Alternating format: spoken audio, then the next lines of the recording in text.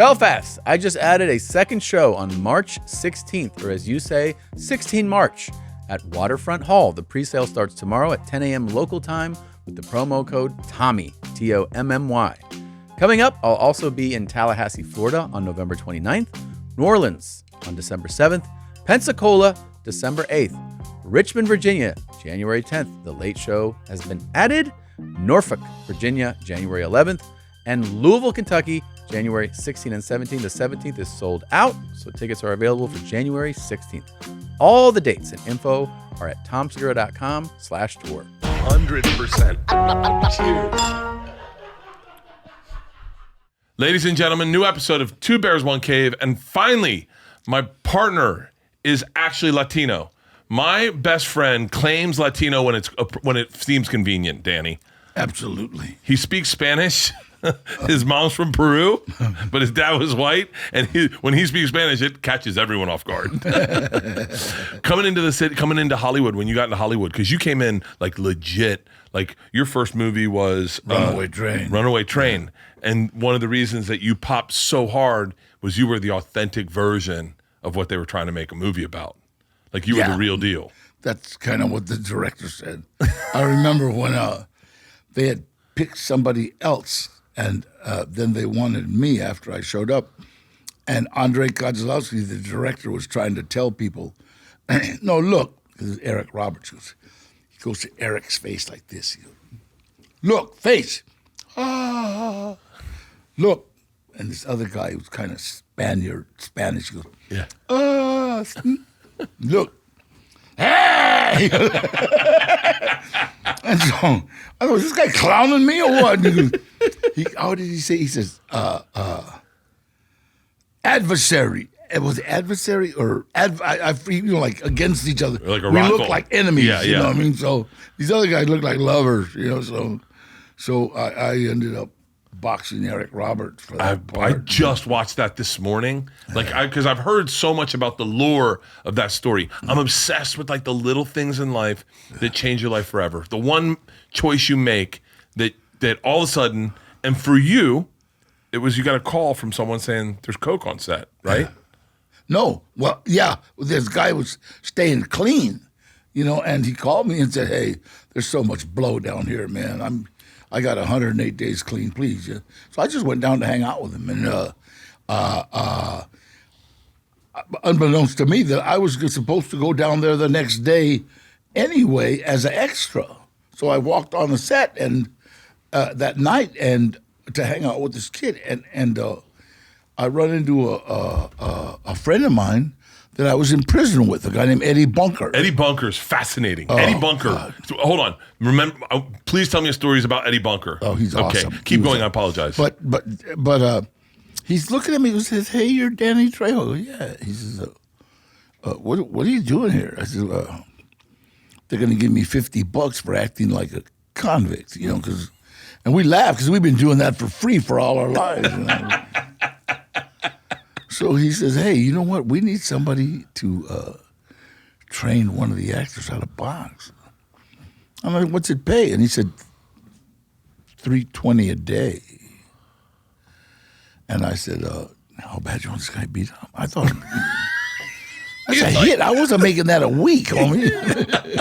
And a day, I would take 2 minutes to beat him up. And he said, no, you got to be real careful. This kid's high strung, man. He might sock you. I said, "Eddie, for $320, give him a stick. Are you crazy?" I've been beat up for free, homie.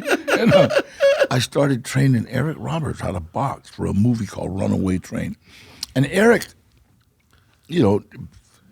well-deserved. He was a movie star. So movie stars have their own way of acting on the set, and sometimes it doesn't agree with the director. I want to rest now, and go through straight. So, and everything stopped. So Eric respected me, So when they wanted him, they would tell me, "Go get Eric." I'd go get Eric and "Come on, Eric, let's do this, and then we'll train," because he wanted to train. Oh, please be Eric Roberts. I'm sorry. I thought I shut that off. That's okay. That's okay. That's how real this show is. And so I had thanks, Don. I go get Eric, and Andre comes in because I was just training him. Yeah. He comes in. I'll never forget. He comes in. He goes, Russian, first American movie was Runaway Train. He goes, you be in movie. You fight Eric in movie. And you be my friend. Well, if you have a prison background, you be my friend has like a little, wait a minute, hold on. Yeah. We're not shouting together, punk. You know what I mean? It's like, and then he leans over and kisses me on both cheeks and walks away. And I'll never forget, I looked at Eddie. I said, Eddie, I'm going to train the kid for $320, but if I'm going to be kissing that old man, I want more money. And he said, no. That's European. You know? Yeah, okay, well, if I'm kissing him, if I would have known that old man did, he got me a SAG card. Yeah. You know what I mean? That SAG card changes your life. My life. And so I'd have washed his back. You know? Here, let me get that front, too. I mean, you know, it's like the whole life. Yeah. I started going from movie to movie to movie because they were making a whole bunch of prison movies. I got that big tattoo on my chest, and the directors loved it. So my first 10 movies, I don't have a shirt on, you know, so we're in prison. And it was funny. Directors would always say, Danny, say something prison-y. You know, hey, we'll kill all you punks. Yeah, oh, my God. Where did you study them? Safeway, Vaughn's, all the robbers. So it was like, I just kept working. You know, I kept going from movie to movie to movie. And that's the way it's been my whole career, 1985. 1985.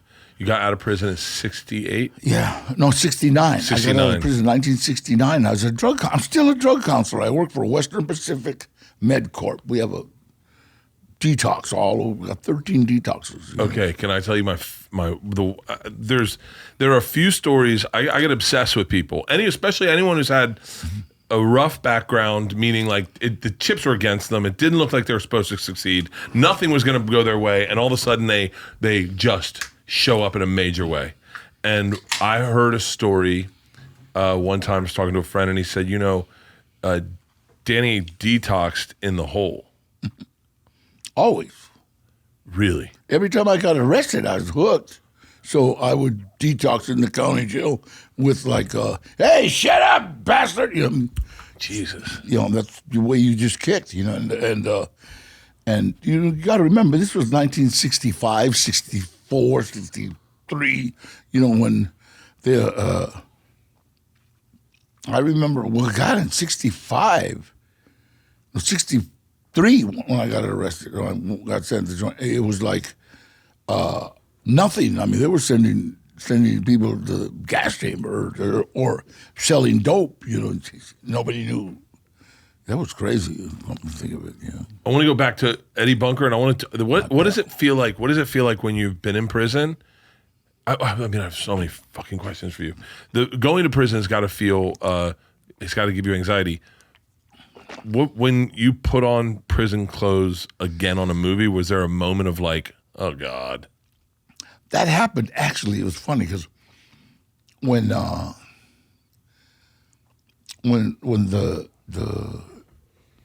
first AD on Runaway Train had me that blue shirt, I kind of laughed. You know what I mean? I just kind of cracked up and put it on, and he said, "Please," this time, and he told me to leave it open, leave my shirt off. You know, because I got that big tattoo, and I left it off, and I just stood there, just like kind of like just reminiscing, and I'm watching everybody, and they're all being stupid, but because everybody thinks prison is this like you're out of the way, I'll kill you. It's not, man.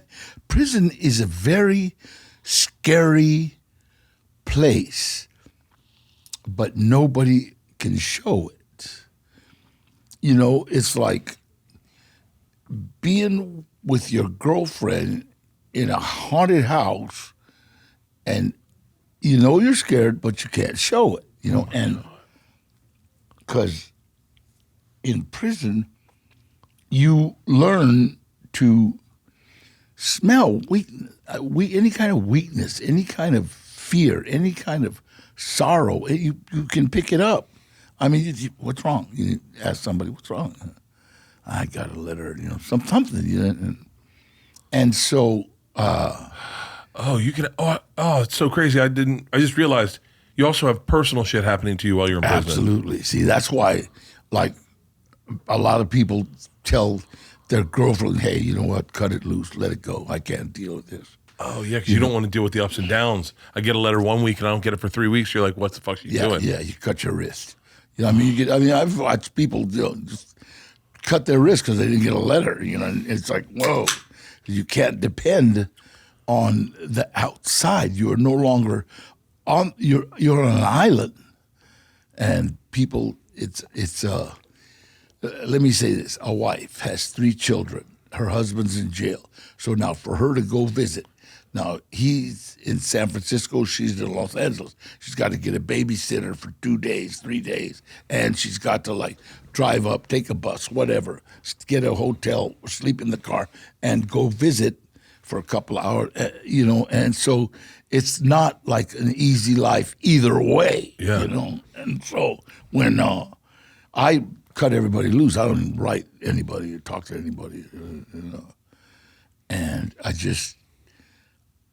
you kind of institutionalize yourself to this is my world, while, this is it. And so you start acquiring everything it takes to make you comfortable, and you get as comfortable as you can. It's the only way to keep from going totally insane, literally, and people think, well, I'd rather be in the hole. No, you wouldn't, because that's where you go crazy. You just nobody there, nobody to talk to, nobody. You're just there all by yourself. So you learn, you adapt to. I used to do the Wizard of Oz. I used to act the whole. Give me those shoes, Dorothy. That whole Wizard of Oz. The whole thing. Really? Yeah. Wait, where did that? Were you a big Wizard of Oz fan? Kids. Were you a Wizard of Oz fan? Yeah, no, I just remember that movie. They say first impressions are important, but what about lasting impressions? That's where Blue Chew comes in. Blue Chew helps give men longer lasting and stronger erections so you can perform at your very best. Blue Chew is an online service that delivers the same active ingredients as Viagra, Cialis, and Levitra, but at a fraction of the cost and in chewable form. The process is simple. Sign up at BlueChew.com, consult with one of their licensed medical providers, and once you're approved, you'll receive your prescription within days. Gentlemen, this is a no-brainer. I'm telling you, sex is fun. It just is. And being ready for fun is my brand. Always be ready to have a good time. Dude, I'm telling you, 4 p.m., you take a Blue Chew, have a little cocktail with your wife in the hot tub. Whoa, it's a night. It's a night. Let's just say it's a night. And they're chewable, which is awesome. And by the way, they're delivered discreetly to your door. You don't have to go to some doctor to get them. It's so easy. It's stuff like this where you go, I've always wanted to do that, but I don't want to have to go to the doctor to do it. Dude, BlueChew.com, talk to one of their medical providers. Blue Chew wants you to have the confidence to perform at your best. So discover your options at BlueChew.com. And we've got a special deal for our listeners. Try Blue Chew for free. When you use our promo code BEARS at checkout, just pay $5 shipping. That's it. That's BlueChew.com, promo code BEARS to receive your first month for free. Visit BlueChew.com for more details and important safety information. We'd like to thank Blue Chew for sponsoring this podcast. Get some holiday shopping done this weekend. Pick up some touchdowns. They're on sale at DraftKings Sportsbook. DraftKings has doorbuster profit boosts and bet one, get one promotions on all types of touchdown bets. Let me tell you how easy it is to sign up over at DraftKings. We were doing a show Friday in Tampa. Everyone wanted to bet college football Saturday, and everyone was putting in $100, like going, oh, I'm going to do $100 on this. I'm going to buy this, and one of the guys was like, oh, put me in for $100. I said, dude, don't download the DraftKings Sportsbook app. Use our promo code BEARS. And he did, and in a matter of seconds, he was signed up, had his bets in, and I watched him all weekend just go through and just keep going like, I'm winning, baby. I'm winning. It's so easy. Grab some TDs with DraftKings Sportsbook. They're on sale from Thanksgiving through Cyber Monday. Download the DraftKings Sportsbook app. Use code BEARS to opt in. That's code BEARS only on DraftKings. The crown is yours. I used to do the Hunchback of Notre Dame, the old one. She gave me water. And so you like... If you're a guard in San Quentin, the guard, and he's going, what the... Is someone in there with him? Guards would walk by, and I'd scream, "Did you kill my sister?" Because of the Wizard of Oz. And it was like, Trail's going nuts. And so... But you make yourself kind of go crazy so the environment can't make you crazy. You understand? It's like, yes. I'm doing this. They're not. And you got to be strong enough to know you're doing it. That is a really profound statement. I'm certain there's like a therapist that's hearing that going, yeah, that's called ... Yeah. But yeah, I know what you're talking about, where you go, this is so bad right now. I bet there's men that have been in war that go, I have to contain my surroundings. Absolutely. Holy shit. Yeah, and so I did that for months. And I play a great Henry Lawton. She gave me water. How were you the first time you went to prison? Oh God! Well, you don't go to prison. It's like, in order to acclimate, you start off in juvenile hall.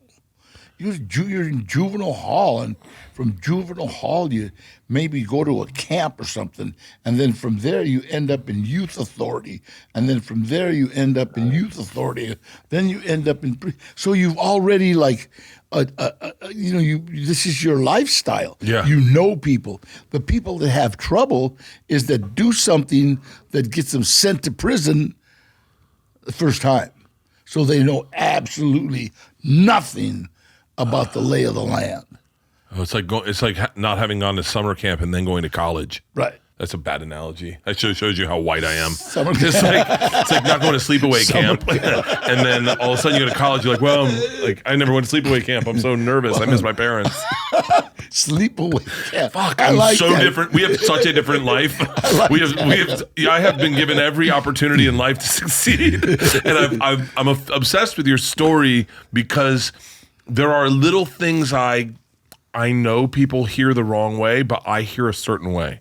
Like your Uncle Gilbert. Love him. Okay, so I do too. And I'll tell you why I love him is like it. Tell everyone about Gilbert real quick before I start. Because I've heard stories about your uncle and what he meant to you and who he was to everyone around you and what you saw him as. But tell everyone. But Gilbert, first of all, it's like my grandmother had 11 children, all right? Gilbert was the last one. So basically, they were out of kids. They just, they're done with kids, you know what I mean? And my Uncle Rudy went to college. He was the one before Gilbert.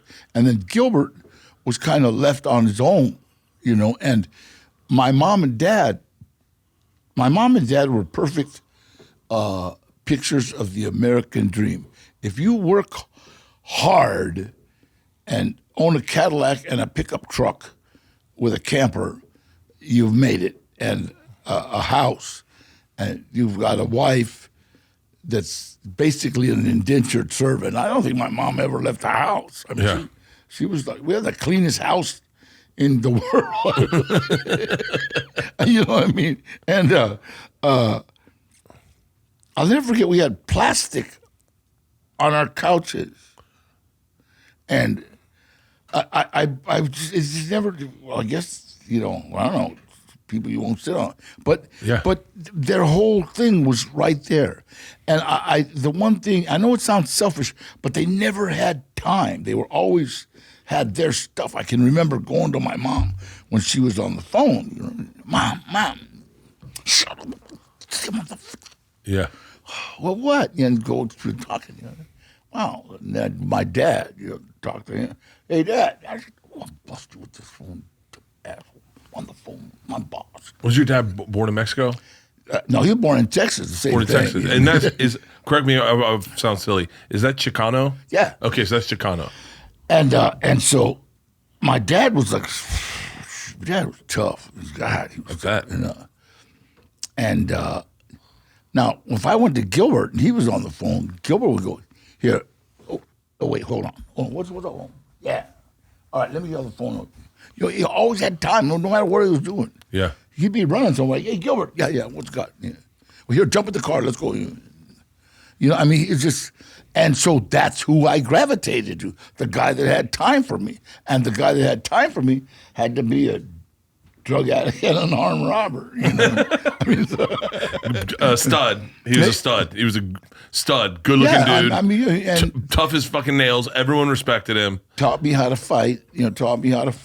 And everything he gave me allowed me to succeed in the path that I took, being a drug addict, an armed robber, penitentiary, lightweight, welterweight champion of every penitentiary I was in, and I was in all. And so You were in all of them. Yeah. You were actually in all of them. Quentin, Folsom, Soledad, Vacaville, Susanville, Sierra. Those were the ones that were built when I was going. So I was obsessed with Blood In, Blood Out.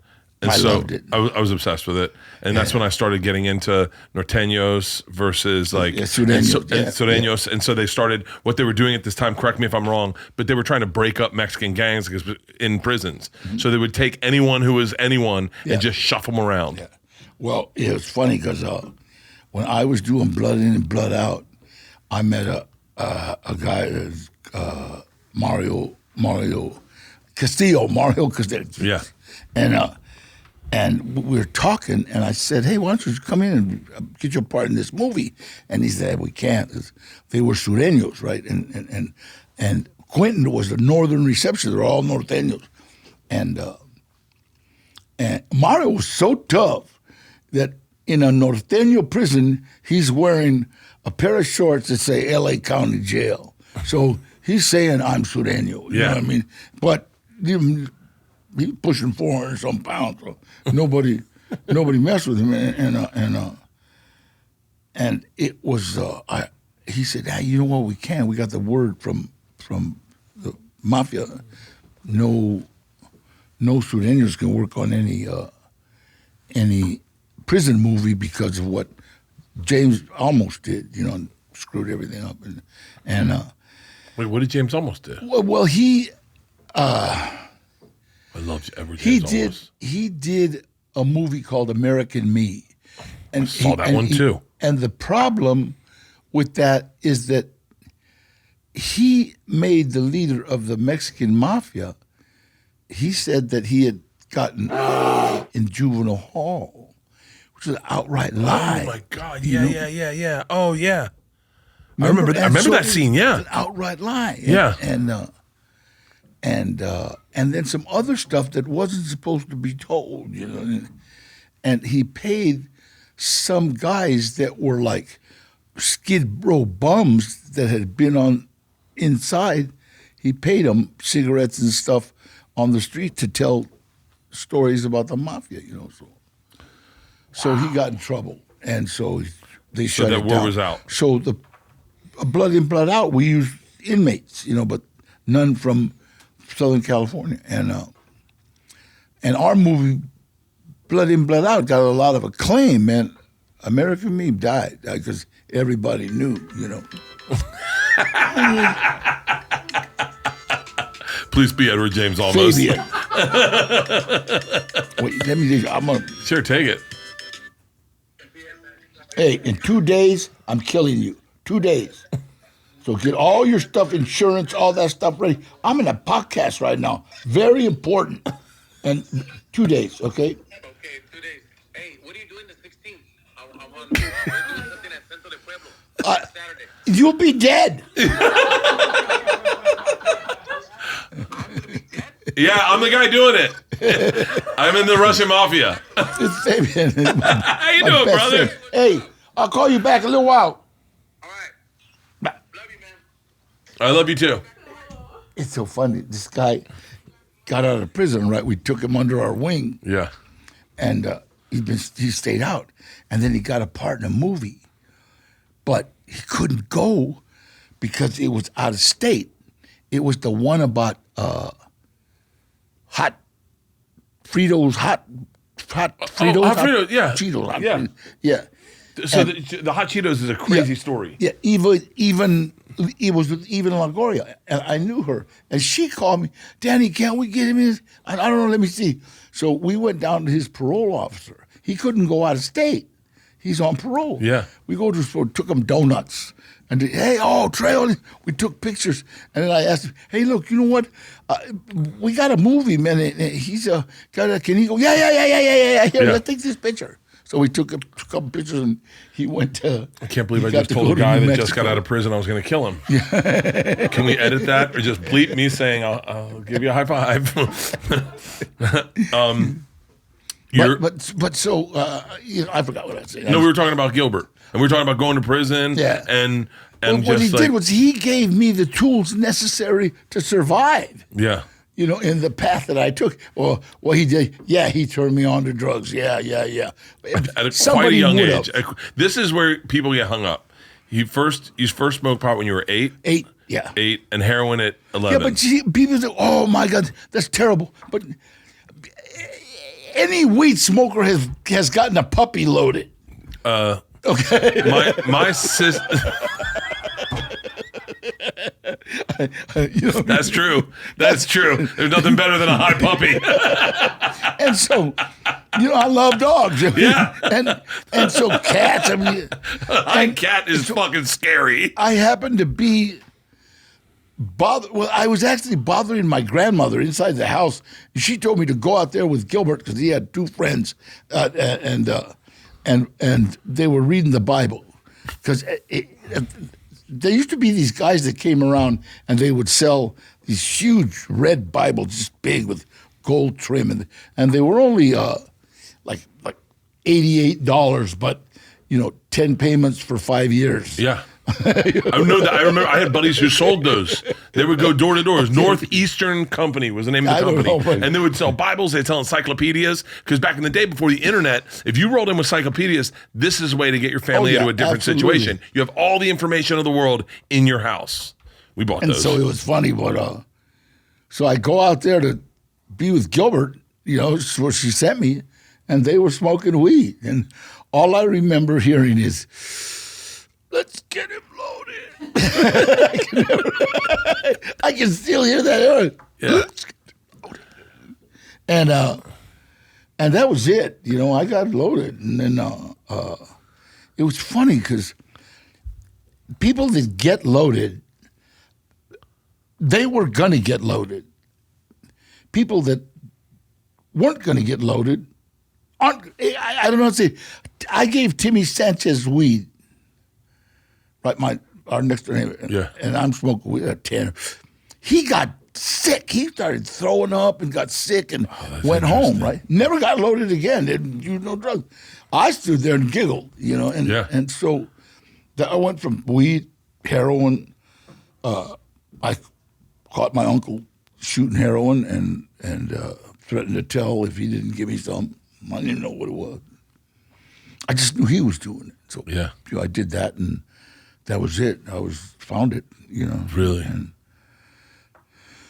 And I became like a full-blown alcoholic because now that bug opened up, and heroin, you can't be 12, 13 and run around scoring heroin. I used to just go up to one of the connections doors and like my uncle would wait in the car and I go, hey, give me some heroin. Shut up. You bet. Wait. Yeah. Kill you. Here, go on, take that. That's so crazy. It's interesting you say that about people that get loaded are going to get loaded. Yeah. Because my wife can't smoke weed. Huh? If my wife smokes weed, she throws up immediately. Exactly. I mean, that's just so that some people are born with the bug or whatever it is, and other people aren't. Some people, it's like I watch some people drink, and you're like, yo, I don't think alcohol agrees with your system. You know, like they just turn into a different person. It's an allergy of the body coupled with an obsession of the mind. Your body's allergic to it, but your mind's obsessed with it. You know what I mean? Wow. It's like beer. It's like my dad. I had gotten sober, and I would sit. Me and my dad would watch. There used to be Saturday fights. Every Saturday they have fights, and we watch them on TV. And he'd sit down 6 o'clock, right? And we'd sit there, and open one beer, right? And we'd be watching the fight, and there's a 6-pack in the, and 10-round fight. One beer, and then Dad, you want another beer? Nah. Well, then why'd you buy 6? You know, I couldn't stand to see him. It's like stupid. Beer isn't supposed to be in the ice box. I'm always shocked when I go to dinner with my wife and she has 1 glass of wine, and I go, "What are you just trying to stain your teeth?" I was like, "Let's get on to one. Let's get after it." Yeah, so I've never understood. I know people that order a mixed drink and aren't done. Yeah, the ice melted. It's like, what this? And so I don't drink like normal people. Yeah. And I don't shoot heroin. Well, normal people don't shoot heroin, I guess. Yeah, but you know what I mean? It's like, it's an obsession of the mind. It's how did you turn it off? I know you've had a lot of great, I say men because I think they were men, but a lot of great men that kind of like just gave you the right advice at the right time. Well, you know what? It's like one of the things that, like I started going to AA by accident, all right? Everything happened by accident, but there was a big party in our neighborhood. I was in Pacoima, and that was the murder capital of Los Angeles in 1959. Pacoima's right there, right? Yeah. Pacoima. And I mean, we were killing everybody. And there's all these cars parked out in front of this house. And hold it, this is our neighborhood. They're having a party in the murder capital of Los Angeles. They're not inviting the murderers. What the hell is going on? So we stopped, went to the trunk of the car to get the tools necessary, to crash parties. And so we got entire irons, bumper jacks, I had a 38 snub nose, a case of beer, 3 bottles of wine, half pint of whiskey. I was already loaded on Red Devil's pills. And so we crashed. You can't knock. You just kind of going to bust in. Yeah. And the first thing we saw was a big sign that said, "We care." And we're trying to care about what? And all these people, they were coming up with coffee cups, like, "Hey, you want some?" And I always told my troops, don't split up, stay together. There's 20 of us. We got them. But what the people did was like dividing. You had everybody in little groups of 4, telling them about the perils of drinking. And everybody's drunk. And this guy comes up to me and starts talking about he was an alcoholic and now he don't drink, and why don't I put that stuff outside and join him? I said, hell no, I got penitentiaries to go to, fool. You know what I mean? I didn't know what to say, but I left, and we all left. And I mean, this guy whispered a curse to me. He said, well, maybe I don't want to hear it. No, I'm telling you. He said, "Danny, if you leave this meeting, you will die, go insane, or go to jail." And I thought, screw you. It's a stupid thing to say to a 15-year-old kid. We left. 2 weeks later, "Come on out, we have the house surrounded." I was busted, arrested again, and gone, juvenile hall. And so it was like a pattern. Yeah. I've never gotten arrested sober. I've never gotten arrested that I wasn't loaded on heroin. Yeah. You know what I mean? And so it was like, is that my problem? Using was my problem. I'm the problem. Drinking and using is my medicine. Part of the thing, yeah. You know what I mean? No, I know exactly what you mean. And damn, I had to go to meetings in every institution. The damn Frank Russo. And I say that because he told me never to mention his name. But he actually, I show up at this penitentiary. He's there. He shot a couple of people in front of Sun Valley Receiving Hospital, and he was there, and he came. Danny, we got to go to this AA meeting. It's awesome. Blah blah blah. I got an AA meeting. He said, no, AA. They got cigarettes, and I said, I'm a journeyman convict. I got cartons of cigarettes. Yeah. He said, yeah, but I know hey, we can get coffee and cake. I said, come on, I got that in my cell. What the hell's wrong with you? And then he says, there's women coming up. They brought women to AA meetings in prison? They don't have women's in my cell.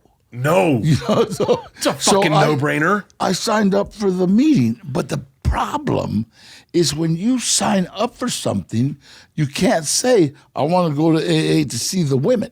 You got to say, I want to go to AA to deal with my alcohol problem. Now, once you say that, that goes in your jacket. That means everywhere you go, oh, you have alcohol problems. So they're mandatory. Every institution I went to, I had to go to Alcoholics Anonymous. And so I go to this meeting, and it's actually a pretty good meeting. And that's where I met Johnny Harris, my sponsor, right? And he told me, he said, the only thing that's going to beat you to Quentin are the headlights on the bus. So, yeah. And I said, yeah, I thought it was a compliment, Yeah. And it was funny because when we pulled up to San Quentin, right, 10 years later, I see the headlights hit the wall, and I said, hey, let me walk in front. I think everybody on that bus had heard Johnny Harris because everybody knew what I was talking about. And that was it. And I went to AA all the time because I had to. Yeah. That's interesting. When you went to AA meetings, did they do like, I really, when I say I know nothing about prison, I just know what I saw in like Blood In, Blood Out. Mm-hmm. So like, but did they have like an Aryan AA meeting and a black AA meeting? No, those are all the same. You know, everything else is segregated. Soledad is the worst because when you're walking into Soledad, the guards are trying to keep things equal. Yeah, they're trying to put white, black, Mexican, all spread out. Yeah, and if they send you to like the African Americans and you're a white guy, you better make a quick turn somewhere. Yeah. You know what I mean? If you're a Mexican, same thing. It's like we segregate ourselves, and oh, really? And they usually don't want to make a big hassle out of it. They just leave it alone. And that's what the tables all have 4. Oh, really? And 4 people. And so it's prison is probably the most right now place in the world. The most right now place. Right now. It's all happening right now. If Not you want to be tomorrow, present, not today, go right to prison. Now. That's where the term I got your back came from. Really? When we're talking to each other, I got your back. You got my back. And people don't even know that. They use that all the time. Hey, I got your back. That means like I'll watch out for you. But that's for real. I got your back. So if something's happening, I'll hey check this, check. You know what I mean?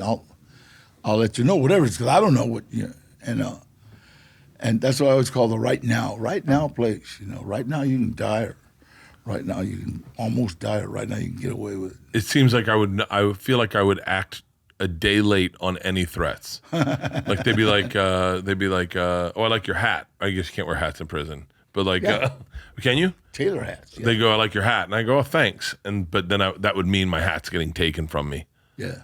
And I would be like, later, I have a very big head, size 8. You probably maybe want to talk to someone else. Yeah. You can't let anything be taken from you. Hey, tell me about was it Ed Bunker? Eddie, he was awesome. He drew out. This is like the wildest thing I ever heard. He drew out maps of how to rob places. I can't believe that's an occupation. When you came out of prison, if you wanted a couple of scores, you would go to him, and depending on what they were, how much, he would tell you what he wants. And if you were any good, and knew your game,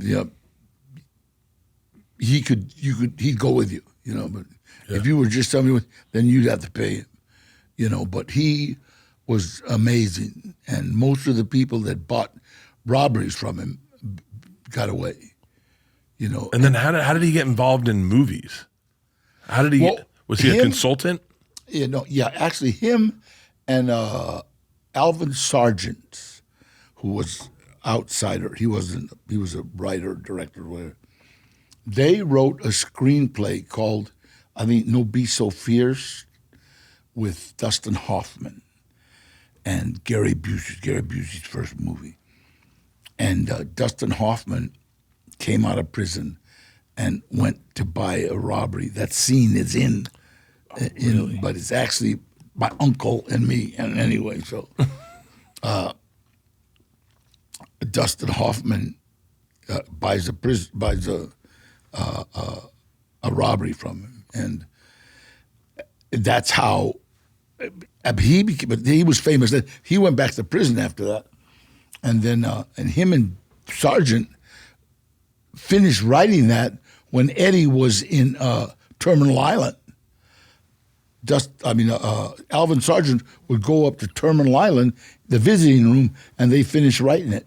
Jesus. And seems like such misplaced genius. And so then when it came out, it was a hit, unbelievable movie, right? And Eddie was probably one of the most brilliant people I knew. I mean, he was a captain's clerk, and wait, what's that? He was the captain in San Quentin. Has a clerk because the captain runs the whole institution. That's the top dog. Yeah, and he basically counts on his clerk. So if a guard was like messing with my tattoo operation or my booze operation, I could pay Eddie and say, hey, can you get this guy transferred? And yeah, okay, it costs you $100, $200, whatever it's going to cost you. And Eddie, when he had his stack of papers for the captain to sign,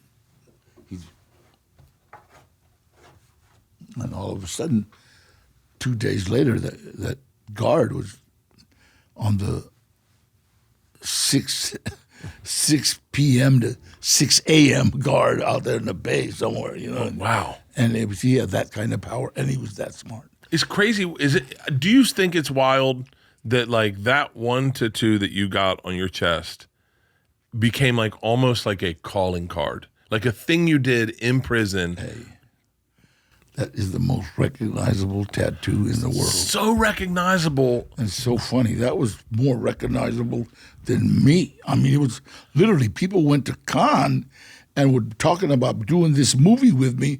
And who? This guy. Oh, the guy with the tattoo. Yeah, dude. I mean, it's so many movies. It's so many movies. You see that, and everyone knows who it is. And it's funny because Harry Super Jew Ross. He hated it because it was one of his first tattoos, and so the lines are very thick. Oh, he's the one who drew it? He's the one who drew it and did it, but Jesus, look how jacked you are in that picture. Now they've gotten so thin. The lines have gotten so thin. The tattoos are like paintings. What are the words above it? We crossed out one of them. One's Danielle, my daughter. Yeah. The other one was a mistake. that one's gone. We misspelt it. That one's gone. And I put my son Gilbert and Dan. You name your son Gilbert? Yeah. That's badass. That's my boy. That's badass. Is Gilbert's son still in prison? No, he's out. In fact, we got him out. The governor. I talked to the governor, And he's, yeah, that's enough time. So we got him out. And then I talked to Newsom and got Mario's son out, you know. Wow. And How much have prisons like okay, in another very white guy analogy, when you look at gymnasiums from like when Arnold was working out in Gold's Gym to where gymnasiums are today, they've grown so much. They've got polar plunges and IV drips, and they've got deprivation tanks. Compared to where they started, how much have prisons grown? They took most of the weights out of What? out of prisons. Well, the problem was that the police, the guys would be up there 5-6 years lifting weights, and all of a sudden come out on the streets. And they're monsters, Yeah. you know. And a lot of the police started to wait a minute, man. You guys are breeding monsters, you know? And so they took the weights out. So now all the guys are coming. They're coming out still ripped, but Push-ups. cut, you know, push-ups. and- Push-ups, air squats. I do the prison burpee where you do it and then you It's funny. I used to see guys doing squats with guys on their shoulders. Yeah. Like, and so it was, you know, everything. You adapt to everything. You know what I mean? And so a lot of the weights are probably at the guards' houses. Do you think you're in such good shape right now because you've worked out your whole life? Yeah. Because absolutely. are you 80? 80. Yeah. You do not. My dad's not 80. And the hurricane down in Florida, and I was like, I think you should come out to LA. He said, why? I said, well, didn't mom fall on the ground the other day and you just left her there to sleep? And he was like, yeah. And I was like, well, if you guys can't get off the ground, maybe we should get you out of where a hurricane's coming. But you're in fantastic shape. I still work out, and I still walk, and I still do whatever I can. I have to. Yeah. You know, like I'll sleep for like 4 hours, and then I'll wake up, and then I might go lift some weights, come back to bed, sleep some more, then you wake up. I don't know. It's weird, but I'm staying in shape. I'm still staying in shape, still staying weight about 180. You know? Yeah. When was the last time you thought about drugs or alcohol? Like in an honest way, you're like, God, it would be good to have a glass of wine. I'm not really. It doesn't really hit me like that. I'll be like working on the yard, working a sweat or something, and you think about Weiser, La Cerveza Más Fina, but a beer on a hot day will give you a headache, so you drink another one. You know, okay, so now that's two, and then when you got two, it's like, all right. What are we doing here today anyway? Buzz, you know, you got a buzz going on. So I don't know how to say it. That's not my taste anymore. Yeah. You know, and I hate not being in control. And, and it's funny, police know me. I'll be speeding. They'll stop me with, Trejo, what the hell? What are you doing going so fast? I'm in a hurry. God, I was on the freeway on the 170. Yeah. Yeah, and I'm in the diamond lane, and I'm jamming to the restaurant, right? And my 65 Buick Riviera up to 85. Wow. Damn. Wow. I pulled over. And what the hell you got in this? You know, that's when we started talking. He said, get out of the diamond lane, because I was by yourself? by myself. Yeah. I do that sometimes when the cop pulls up. I just go like this. And he says, stay out of the diamond lane, okay? Is that your thing? You like cars, don't you? I love cars. Really? It's funny. I got a 1936 Dodge, and I love that. My grandfather. You can pull these up on the screen. I'd love to see any of these. My grandfather had a 1936 Dodge, and it didn't have a clock, and so my Uncle Gilbert used to deal weed. And that's the second one, the black one up there on top. Oh, wow. And oh, wow. And It's like a Peaky Blinders car. and we would drive. My grandfather would sleep for 2 hours during the day, so we'd steal the car. And my uncle had a big bowl, and it had sensemilla in it, right? Yeah. And I'd listen to the radio. I would count the songs, so because the clock didn't work. Yeah. So it would be like the time. We got 2 hours, and so and Gilbert pull up to a house, and 2 joints, 3 joints, and we just keep driving till hour and a half, and we go back home. Oh, wow. And so, so I got a 36 Dodge too. That's great. Can I tell you my favorite thing that Mexican men seem to own is the whistle. It's like my buddy Felipe does it all the time. Yeah. And I always wonder, are there different whistles for different things, or is it one whistle? No, there's a, and that means danger. Yeah. What's the whistle if you see like a beautiful chick and you're trying to tell your friend? We had a parrot that did that. That's so fucking badass. So God, that's my car right there. that's your actual car. Yeah. Oh, that's beautiful. How many cars do you have? I think 9 lowriders, 9 different lowriders. Yeah. I'm building right now the most gorgeous 1949 Chevy step-side pickup truck. Oh, wow. It's absolutely stunningly gorgeous. Oh, my There it is. gosh.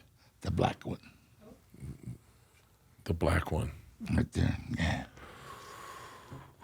A 5-window, but it's beautiful. Car culture is, I feel like it's predominantly an LA thing. Oh, yeah. I feel like anyone else that's into their car culture was big in like Indiana in the 50s where they'd drag race and stuff. But Well, every culture in LA is into a different type of car. And like your Southern California states, like Texas, New Mexico, Arizona, they have the best weather. So, the cars, the paint jobs and stuff, and they're, God, I love them. Well, if I remember songs and cars together, I can go like I remember the first time I heard NWA. We were in my Volkswagen Fox. We were smoking Marlboro Reds, and they put on NWA, and I was 16 years old, and it blew my mind. Give me a time in a car with a song where you can almost transport back into that moment. I can remember a song by Bob Dylan. It was Bob. You used to run around in and down, didn't you? Didn't you? I just heard that. Yeah. And it was funny because it was a long song, and when it first came out, they used to play it back to back 2 or 3 times, and you would be like shooting heroin, and you'd be like nodding, and you'd wake up, and the song would still be on. And you're damn. Didn't you? I remember that, and it was like you go back. There's so many songs that you just. Yeah. Were you the same age as Richie Valens? No, he's a little older than me. I think he was 2 years older than me. 2 years older? But you guys went to the same high school, didn't you? Junior high. Junior high. Pacoima Junior High. Do you remember when Richie Valens came out? I don't know what it is about Mexican culture that I'm obsessed with, but all those movies came out when in a time where not much representation of Mexican culture was shown. And so there's like weird things that I'm obsessed with, the Zoot Suit riots and like because they were all parts of movies that I saw, but man, Richie Valens, I was obsessed with him because he was the one guy dating the white chick that was authentically Mexican. Ludwig. And I got kicked out of San Fernando High School, and they sent me to Monroe High School, and I had to take a ceramics class. I took a ceramics class, and she was the first one to say hello to me. She's really a sweetheart. Hi, Danny. I knew Richie, right? We started talking, blah, blah, blah. And I had to do this, what is it, a project ceramics. Yeah. And she said, here, we'll just do this.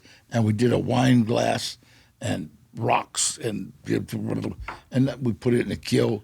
And it was a beautiful wine. I still wish I had it. And that was it. And I passed the class. It's crazy to think that kid, who was probably so lost at the time, would turn into you. Will you pull up Danny's movies for a second? And I want to talk about Trejo's tacos. So your tacos, this is going to sound once again like the whitest thing in the world. My sister nannied for the guy who you partnered with to make those tacos. Mm-hmm. And I think he was a business partner of yours. Who's that? An Indian dude.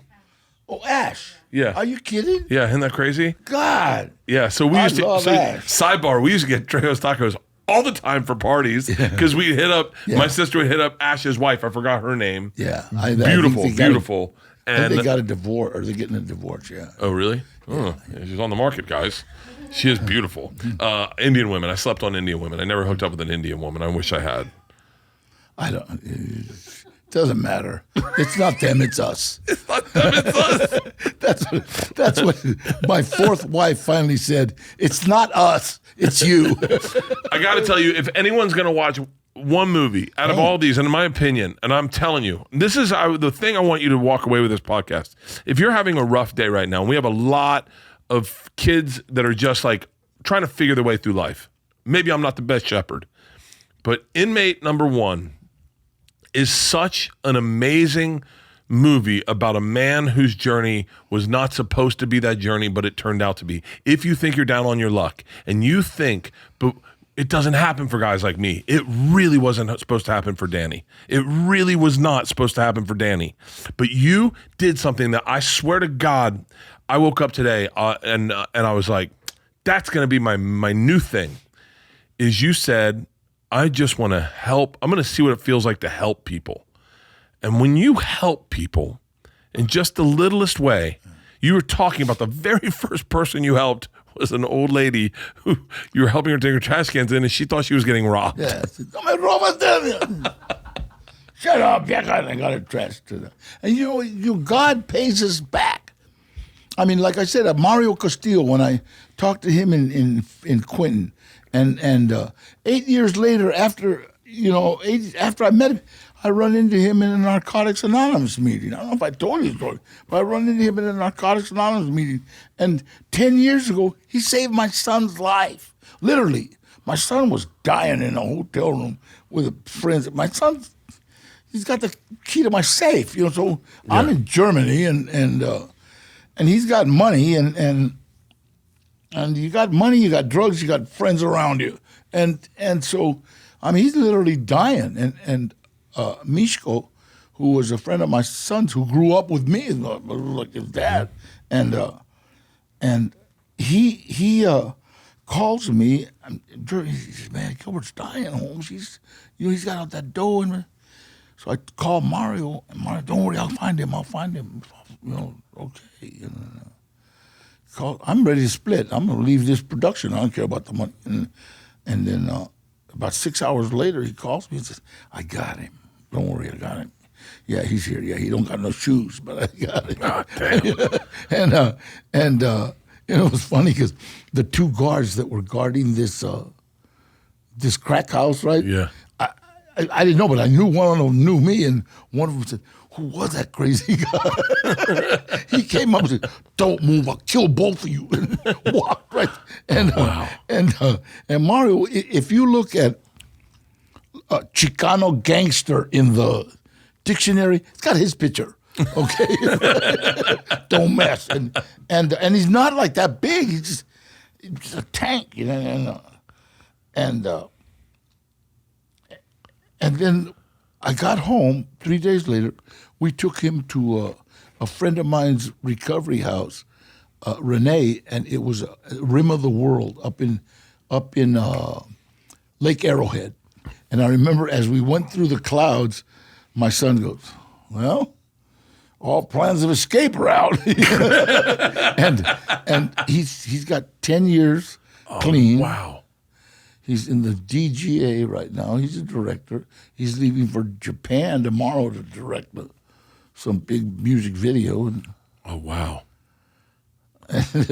Don't tell me they know God, homie. He'll pay you back. Maybe not in your own time, but he will pay you back. I think that was the most applicable thing I got from that movie was by you helping people, people started helping you, and the world started working for you. And I just was like, you know, in everything we're going through in this world right now, so many people are about me. How do I get it for me? Yeah. And as opposed to how do I just help the average person? So if you're listening, you're a little lost, maybe just help go get an old lady her shopping cart at Anything. the store. Anything. Just something, or if you see a shopping cart sitting in the middle, don't get outraged and you move it over and do a solid. Now, out of all these movies, what was your, if you go, hey, at Danny's funeral, we're going to play 3 movies.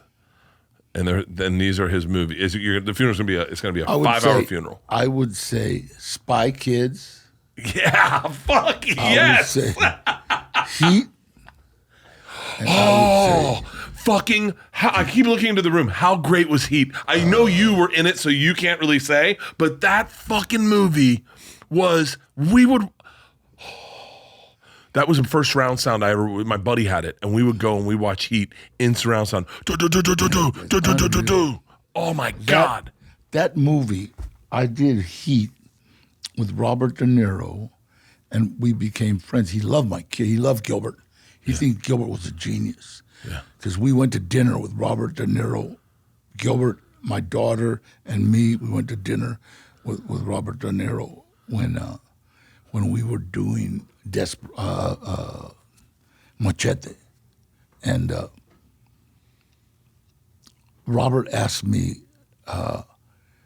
Danny, do you remember this? Do you know this French director that did something, blah, blah, some French, I'm going to watch a friend. And I started to say something, and Gilbert said, you know what? I love him. They started talking. They spent the rest of the night talking about the idea of movies. Yeah. Me and my daughter played with our food, and but they became really good friends. And Robert De Niro gave my son the key to Texas University because he donated all his memorabilia there. And so my son got to go in there and check it all out. My son's got his phone number. What a crazy cast! Unbelievable. Val Kilmer. Well, I did Heat, and me and De Niro kind of made friends, and then when we asked him to do Machete, yeah, absolutely. Yeah. I mean, I keep going back. My favorite character, other than you in that movie, is like the outlier characters are better than De Niro and Pacino. Yeah. And and I always say like Val Kilmer's character in that's so underrated. Oh yeah, it's such a beautiful. He's God, you know what? Well, I was so upset that he didn't win an Oscar for Tombstone. God, Tombstone. One of the best westerns ever. If it comes on, I watch from where I turn it on. I watch the rest of the movie. Absolutely. If I ever see Tombstone, probably one of the most quoted movies in my opinion of our generation. The Godfather, Goodfellas, very quotable. I mean, I can quote American Me and Blood In, Blood Out are 2 fucking movies that I was obsessed with as a kid. But fucking goddamn. Tombstone. That was unbelievable. I'm your Huckleberry. That's like, oh, what a great. I did a film recently. It just came out. It's called 7 Cemeteries about zombies and stuff. And then right now we've got Unearthed. Unearthed on History Channel. Yeah. 8 episodes coming out. By the way, History Channel's got my number. I love everything they fucking do. I love them. Everything they do is so good, and I love I watched the first episode, and it is phenomenal. But I know all those dudes. I used to work on Travel Channel with those guys. William Shatner. It's not a podcast if I don't tell you a story about me. William Shatner. That's how you gotta. William Shatner one time. Bad, I took a general meeting with him. I met with him. I met with him in a podcast and was like, wow, I was like starstruck. He said to me, there's a scene in the movie where my character cries, and he goes, in William Shatner's way, he goes, "Can you cry?" And I said, "Yeah, I think so." I said, "But it's kind of silly because if I cry, I feel stupid, so I start giggling at myself." And he just switches in his seat, and he goes, "I'd love to see that." And I went, "Like right now?" And he goes, "Yeah." And so I started crying on a couch with William Shatner and laughing and crying and laughing. And he just was like staring at me, and he just kept me going forever. And he's like, "Fascinating." He's unbelievable. You know what's so funny is like my son did a movie, right? He did a movie with me and him, and it was called From a Son. And in it, he dies, he overdoses, and I'm his father. I go into his hell looking for him. I don't know he's dead, right? Yeah. And I run into his little girlfriend, and I threaten her life, show me where he's at, and he's dead. Show me, and we're walking to his body, and I'm supposed to cry in it, right? Well, I can do like John Wayne. Okay, Pilgrim. My son's showing me baby pictures all week. Hey, Dad, look what I found, man. Yeah. And this is my daughter. Yeah, baby. And so when the scene, we're out in the middle of the damn desert, it's freezing cold. She's taking me to his body, and my line is, "Did you kill my son?" And she screams, "No, I loved him. He was my only friend." And she burst crying. I started crying. But now wait. This wasn't like a manly cry, okay? No, this was like Muckles, how you're trying to... I'm familiar. I'm familiar. And I couldn't stop, man. I cried for every time I wanted to cry in my life. And so finally when he said cut, the whole crew was crying. Oh. And he comes and says, "Nice acting, Dad." I go, "You little bitch." I finally figured out what he did. Yeah. And God, man, it's like that's going to Cannes right now. That his movie. Is it really? Yeah. So that's you have so much. I want to go back to the History Channel show for a second. What episodes? What are the episodes? There's 8 episodes. Do you know all the episodes? No, I just know that they're unbelievable. I've seen some of them, and they were amazing. I like history anyway. I fucking love history. And by the way, History Channel, if you're listening, more shows like this. I don't need to see people making knives. I want this. Yeah, my teacher, Mrs. Finley, right? She was like crazy about the Navajo Indians, or I forget, but she was also obsessed with what do you call it? The Amazon River, and that's got such a history. Dude. I mean, it's this is before time, and she had these dead piranha fish in a big jar, and I always used to get bread and put on the top of the jar. Might get hungry, and but she always talked about this river and this. And I would always disrupt, and I hated the fact that I'm studying the damn Amazon River in the 4th grade. Come on, I'm never getting out of L.A., lady. Yeah. And we got a L.A. River here. Tell us about that one. 50 years later, I'm doing a movie called Anaconda.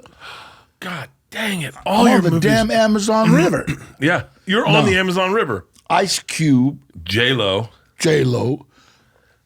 John Voight, who I know, Eric Stoltz, all these guys are asking questions. That crazy lady gave me the answer. I knew the answers. Hey, how come those are all the... Oh, that's due to the rise and fall. Ice Cube goes, "I didn't know all that shit, Danny. I thought you were a gangster." I lied. I said, I read a lot when I was in prison. Come on. I'm going to tell Ice Cube, my 4th grade teacher, Mr. Finley, dog. Shit. I love that one day at lunch, Ice Cube leaned over to J-Lo and was like, "He knows a lot about the Amazon." I was obsessed with, when I was a kid, you are older than me. You're my father's age, but we're of the same generation when we didn't have the internet the way it was. No. So all you had were books, and the few books we had were on the Bermuda Triangle and like Atlantis, and everything about this series is stuff that I'm fascinated with. Especially the first episode I saw It's all about. I just watched this. I just listened to this podcast about the Lighthouse of Alexandria, and it was lost for years. And in 1960, this guy went sponge diving off the coast of Egypt or wherever it is, and he uncovered the stones. In that first episode, they uncover stones and they're in a straight row. And that feeling of being an explorer, I kept thinking, if being an archaeologist was just a little easier, I would have loved to do it. Yeah. But like those first 3 years have got to be exhausting where you're learning shit you don't care about. I just want to go do the digging and then grab the lady and get in the plane. God. It was so funny because we were in Texas and they were building this building there, and then they found some bones, right? And the contractor was like so mad. Yeah. Because it stops everything. They got to be, and so the dinosaurs and stuff, and I love that. I that's the one thing I think I ever got a good grade in was like history, Yeah. you know, and just knowing stuff. But it's so funny. It's like the stuff that's really, really interesting, you just really don't need to know. Math isn't interesting, but you really need to know it. I said to someone the other day, he said, the Lighthouse of Alexandria. And I went, I've never met someone I could talk to about with this. I was like, all the stuff you're supposed to know, I don't know any of that shit. I only know the crazy, stupid shit. But all right, I'm going to get you out of here. Congratulations on the series, Unearthed. Is there anything else we need to cover? That's the 10th. We have 8 episodes. Mysteries Unearthed. Okay, I'll cover it. Congratulations on the new series, Mysteries Unearthed, with Danny Trejo, 8 episodes on the History Channel, premiering December 6th. And last, but finally, not least, what is the third movie they play at your funeral? And I'm hoping it's what I think. What is what? The third... the 3 movies they want to play at your funeral. We've got Spy Kids, we've got Heat, Yeah. and by the way, you are covering everyone at the funeral. My kids are happy. And Machete. I knew it. I fucking knew it. Better have that one. The fucking I get the girl. Yeah. It's so funny. I love to do that. When people say, God, I thought you were taller. I go, well, I was tall enough to kiss Jessica Alba. You know, oh, yeah. That's she's awesome. Oh. She was just so unbelievable professional. It's like, it's crazy. It's like, and I don't know how to say it. It's like Selma Hayek, same thing. Selma Hayek, beautiful lady, right? And she's, when we were doing From Dusk to Dawn, they had hired all these strippers from different clubs to work because they gotta be naked. Yeah. And Selma was like so almost crying. I said, what the hell's wrong with you? Daddy, these women are so beautiful. Bitch, what the hell wrong? But it's like it doesn't matter. You know what I mean? It doesn't matter. It's like how we feel, about ourselves, and God, I said, yeah, 2 minutes and I'll be brushing your hair. 2 minutes and all like, oh, Selma's hair. And she's just brushing your hair. She's so, how do you say it? Humble. Yeah. Humble. And I bet it. How can you be so beautiful and humble? Shit, God, if I was that beautiful, I don't know if I'd leave a mirror. I definitely wouldn't have clothes on. I'd spend a lot of time naked in front of the mirror. Brother, this has been an absolute honor. Thank you so much for taking the time. Thank you. I am such a fan. I am such a fan. And I'm more a fan of just the man. The work is amazing, but the man, you are a legend. Just an absolute legend. Did you hear that? Thank you, brother. Bert and Tom, Tom and Bert. One goes topless while the other wears a shirt. Tom tells stories and Bert's the machine. There's not a chance in hell that they'll keep it clean. Here's what we call 2 bears, 1 cave.